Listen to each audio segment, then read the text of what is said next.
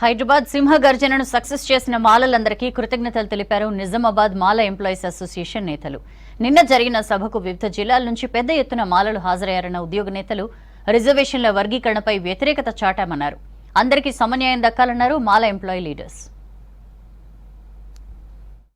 మా అస్తిత్వంపై జరుగుతున్న దాడిని ఏ విధంగా మనం ఎదుర్కొనాలని మా వాళ్ళు చెప్పినప్పుడు మేము సైతం అనే విధంగా ఇంటికొక మనిషి ఉన్నవాళ్ళు కారు, మిగతా వాళ్ళు ఇంటికొక బస్సు చొప్పున అంటే ప్రతి ఇంటి నుంచి కదిలే ప్రయత్నం చేసి చాలా మట్టుకు వచ్చారు.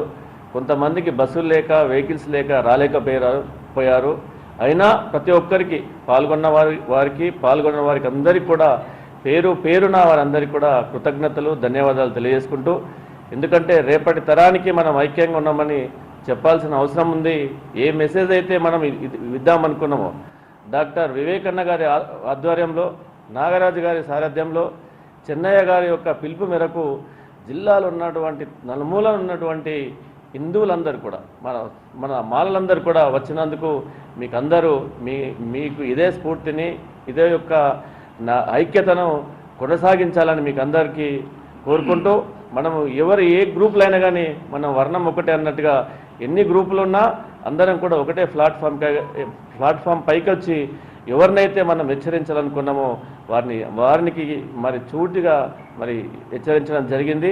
గౌరవ ముఖ్యమంత్రి గారు ఇప్పటికైనా ఏదైతే పిడికడ మంది మాల్ అన్నటువంటి మీ మదిలో ఉన్నటువంటి దాన్ని తీసేసి మేము కూడా గంపడ మంది ఉన్నామనే ఆలోచన విధానాన్ని మీరు మార్చుకొని పునరాలోచన చేసి ఆర్డినెన్స్ను వెనక్కి తీసుకోవాలని కోరుకుంటూ, మరి మాకు సహకరించినటువంటి ప్రైవేట్ స్కూల్ యాజమాన్యాలు మేము పిలవగానే మేము చెప్పగానే మా కేంద్ర నాయకత్వం మా వివేకాన్ని ఇచ్చిన పిలుపుకు స్పందించి వారు మాకు రెస్పాండ్ అయినటువంటి కొన్ని డిపార్ట్మెంట్ల ఉన్నటువంటి ఉద్యోగులకి, కొన్ని డిపార్ట్మెంట్లు ఉన్నటువంటి మా టీంకు సహాయపడిన ప్రతి ఉద్యోగికి, అదేవిధంగా ప్రైవేట్ యాజమాన్యాలు వారికి ఎస్ఆర్ కానివ్వండి, కాకతీయ కానివ్వండి, మరి నవ్యభారతి కానివ్వండి, సిల్వర్ వింగ్ కానివ్వండి, మిగతా వారు కూడా మాకు సహకరించారు.